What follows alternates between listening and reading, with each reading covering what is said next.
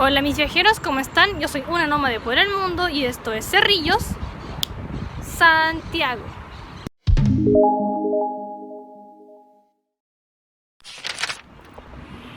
El día de hoy, mis viajeros, estamos acá en el Centro Cultural de Arte Contemporáneo Cerrillos.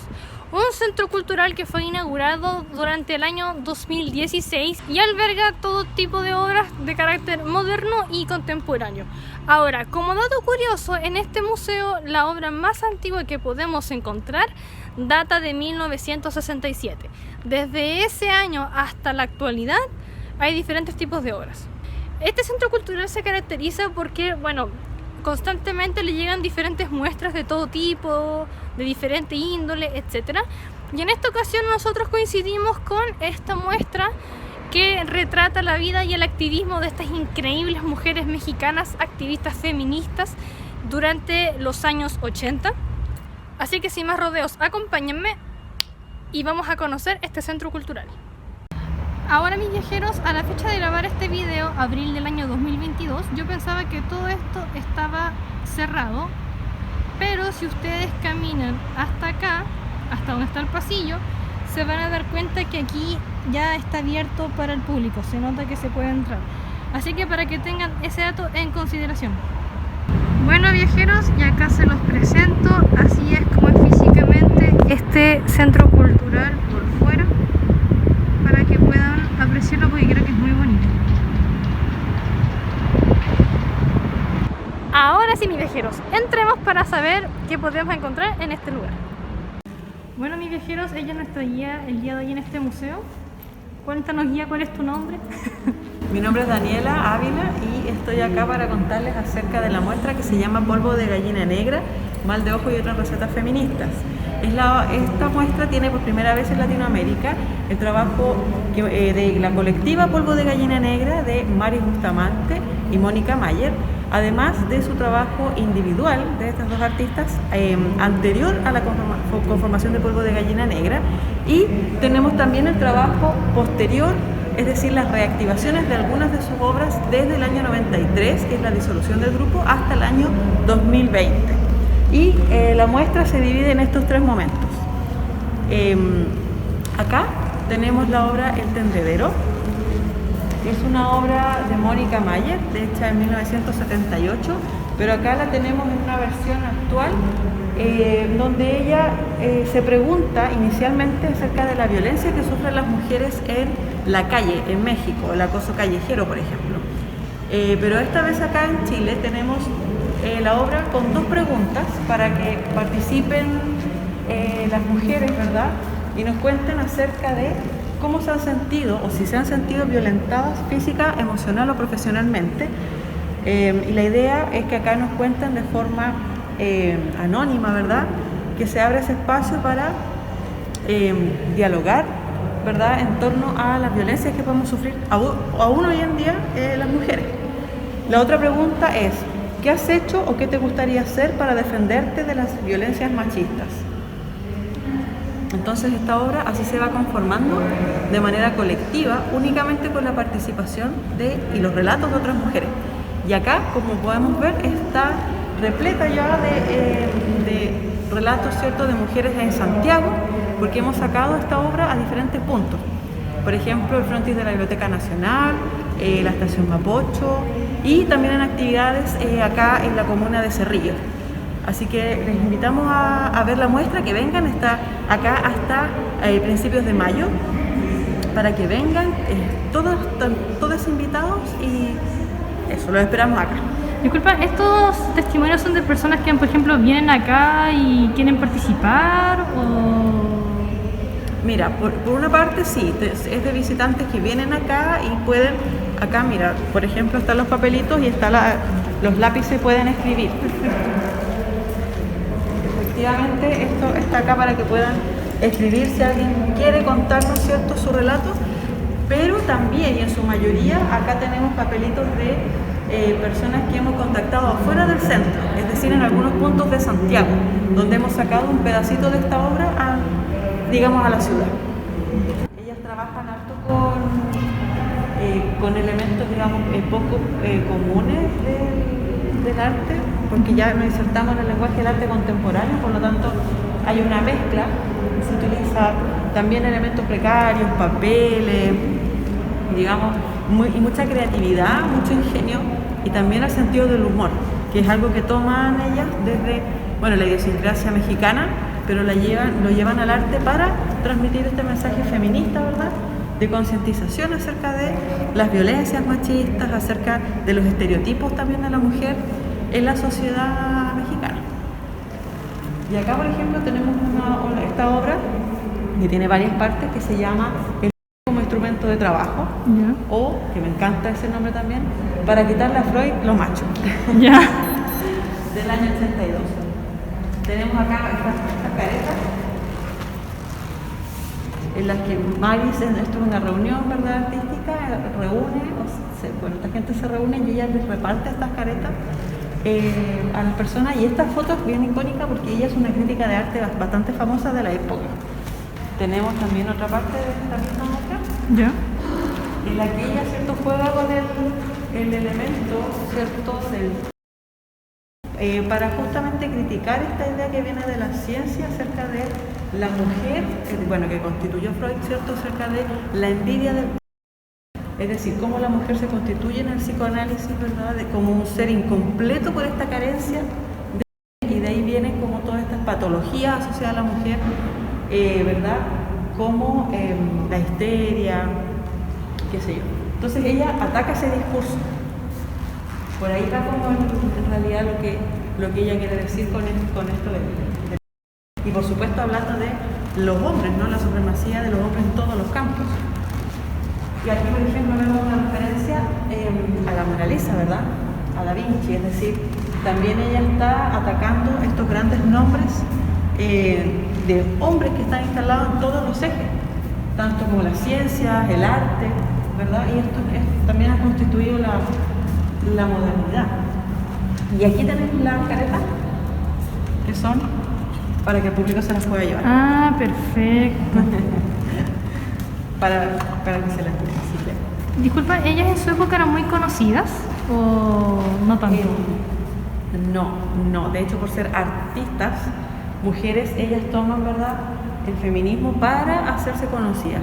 Entonces ellas empiezan a hacerse, digamos, conocidas en el ámbito artístico, van a programas de televisión, que también eso está arriba, pero ellas, digamos, muy conscientemente de este hecho de ser desconocidas y querer insertarse en el campo, digamos, del arte, ellas tienen esta función de darse a conocer. Estos son unos dibujos, son dentro de los pocos dibujos que tenemos acá, de Mónica, donde trabaja con la figura de la Virgen, ¿verdad? Nosotros conocemos bastante la Virgen de Guadalupe, una imagen, ¿verdad?, que la asociamos a la cultura mexicana. Acá ella toma a las vírgenes y las empieza a desvestir. Poco a poco van soltando estos vestuarios, estas ropas que tienen que ver con el estereotipo que la mujer debería cumplir en la sociedad. Entonces acá tenemos una que está como muy vestida, muy chapada, Nuestra Señora del Patriarcado. Perfecto. Y luego se empieza, ¿verdad?, como a liberar de a poco Nuestra Señora de la Sumisión. Se empieza a liberar de a poco de este estereotipo, y en el fondo, claro, hay un juego también acá, ¿verdad?, con la sexualidad, con el rol, este rol pasivo, ¿verdad?, que ha de cumplir una mujer sumisa, ¿verdad?, que debe ser madre, que debe ser limpia, pura, etc.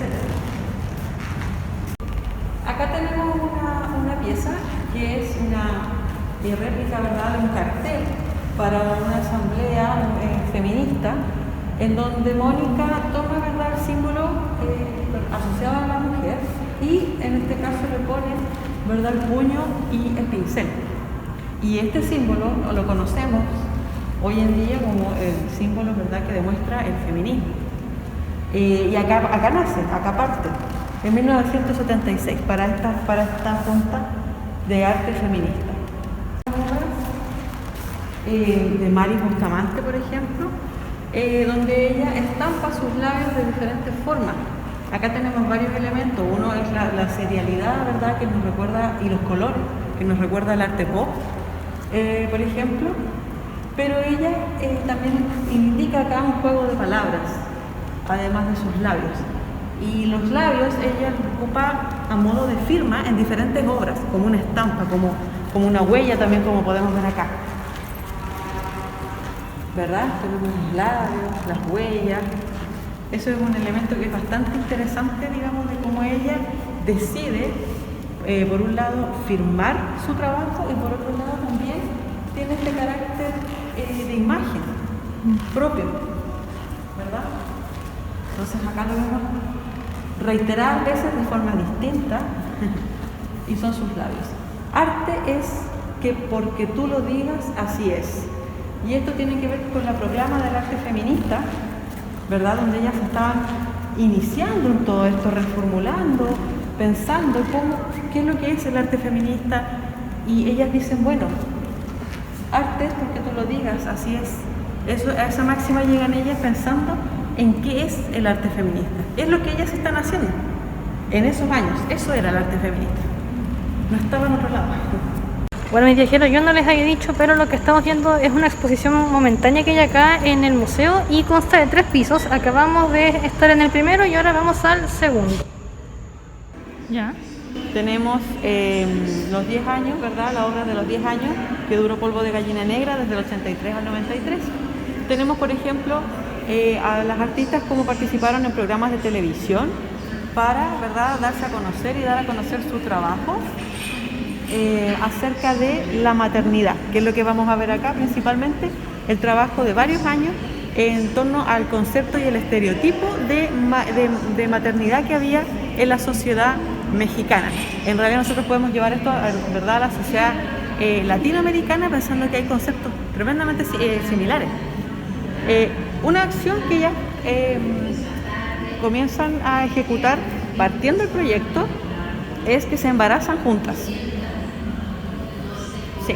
¿Ya? Se embarazan en conjunto y, bueno, lo logran. Sus hijas tienen diferencias de 4 meses y ellas deciden embarazarse. ¿Por qué?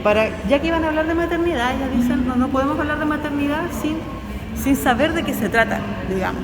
Y lo ejecutan. Y ahí comienzan las acciones plástico-políticas, que ese es el nombre que ellas les dieron a las acciones que iban a cometer dentro de Polvo de Gallina Negra.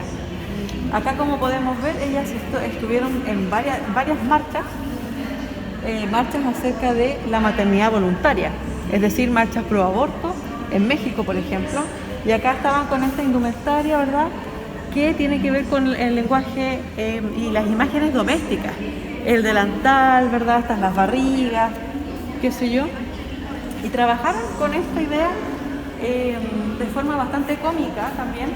Por ejemplo, acá, ¿cierto?, hay unos hombres, esta Mónica, esta Maris, y unos artistas que ellas deciden coronarlos como madre por un día. Y madre por un día implicaba ponerle estos delantales con barrigas artificiales.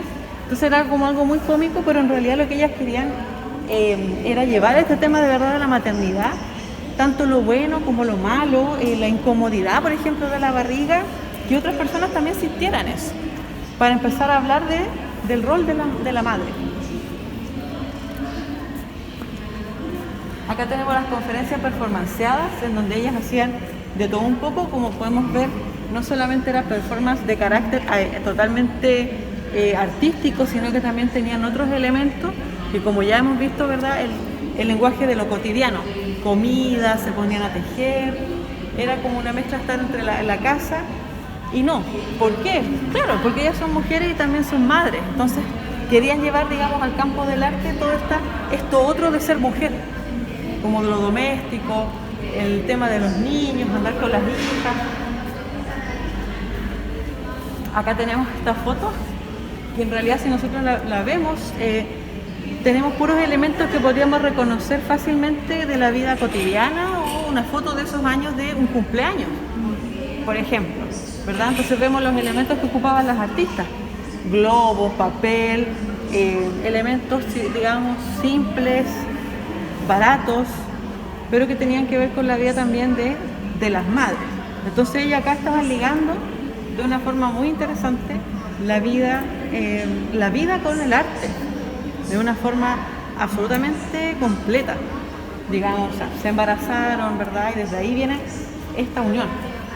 Y acá tenemos también las barrigas, por si tú quieres ser madre por un día. Y ahí tenemos, claro, el replicado de ese panel, también te puedes sacar una foto. Por ejemplo, acá tenemos la archiva, que constituye una idea, un proyecto de Mónica Mayer, en el que ella decide reunir en formato de fichas, ¿verdad?, a todas las artistas mexicanas.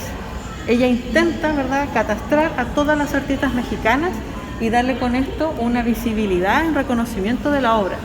Entonces tenemos imágenes de la obra, una biografía de cada una, ¿verdad?, con algunos datos.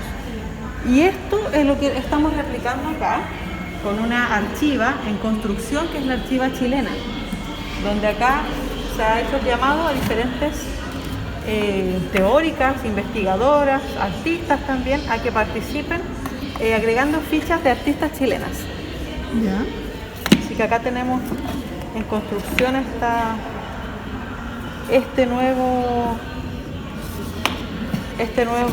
relato, en realidad, porque la idea de esto, por supuesto, es criticar también a la historia del arte, ¿no? Es decir, donde han escrito hombres y han estado siempre los hombres como los grandes artistas, los grandes genios, ¿verdad? ¿Dónde han quedado las mujeres?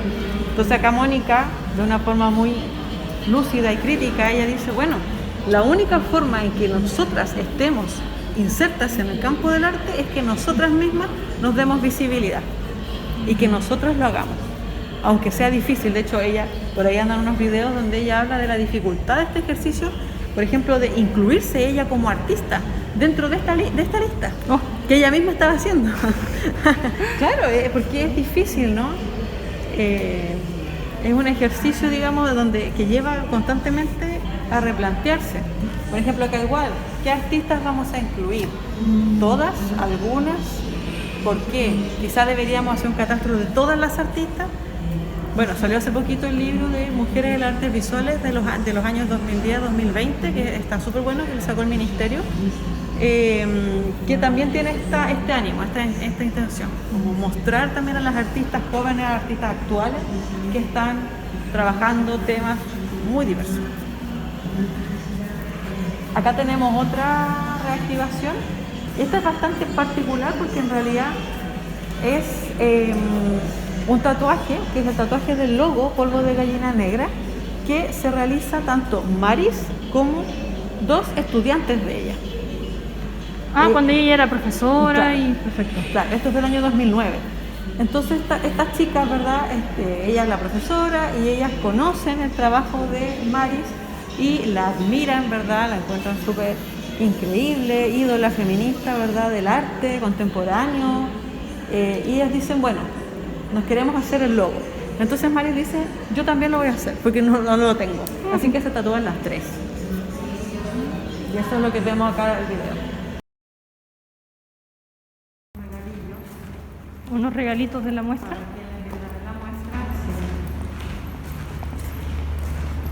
Acá. Ya. Así que ahí tú te puedes preparar algo que tú prefieras. Perfecto. Tenemos pañoletas, esta es una receta, tenemos lápices, libreta, stickers, poleras y esta es la pechera de tendedero. Perfecto.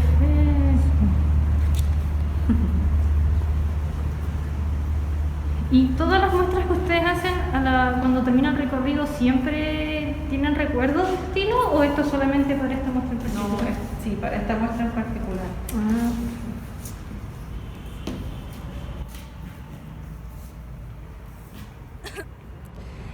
Bueno, mis viajeros, como dato importante, este lugar, si es que ustedes quisieran venir acá en alguna otra ocasión, es total y absolutamente gratuito. Bueno, en la página ustedes tienen que ver el horario de funcionamiento de este lugar, pero está abierto de martes a domingo.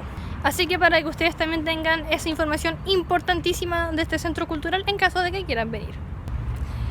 Bueno, ustedes comprenderán que yo me llevé un recuerdito de esta muestra, obviamente me lo iba a llevar por supuesto, Pero esos recuerditos ustedes no los van a ver acá en este video, sino que los voy a mostrar por mi cuenta de Instagram para que puedan verlos. Así que bueno, recuerda que si el video te gustó, dale like.